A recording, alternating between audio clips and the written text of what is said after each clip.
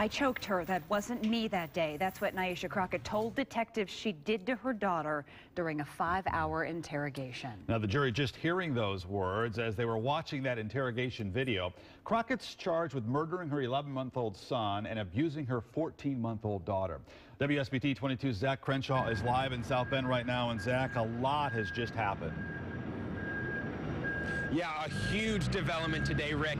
In the last 10 minutes of today's interrogation video, Crockett admitting that she choked her daughter, Alea. The confession came after more than 2.5 hours of interrogation and repeated denying by Crockett. She also confessed to harming her son, 11-month-old baby Micaiah. Crockett says she got angry because the baby's father left that night, and then she shook the baby. She also said, "I'm an angry, violent person." Now, Crockett's story fluctuated throughout the questioning. At times, she admits she shook baby Micaiah until he stopped crying and breathing.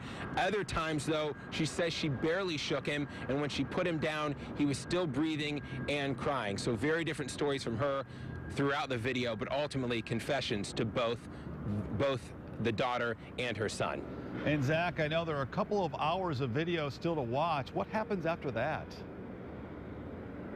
Well, then Detective Cook will likely be questioned. He's the state's chief witness, and the defense is really going to go after Cook, saying he forced Nyesha Crockett to confess, rather, by refusing to believe her story, asking her leading questions, and using what they say are psychological techniques. Cook, in the video, gave her a Bible, a baby doll, and called her names like sweetheart and baby girl. So they are really going to try and attack him and say he forced this confession after 5 hours of interrogation. And of course, we'll have all that tomorrow in our continuing coverage of this trial. Rick. All right, Zach Crenshaw live in South Bend tonight. Zach, thank you.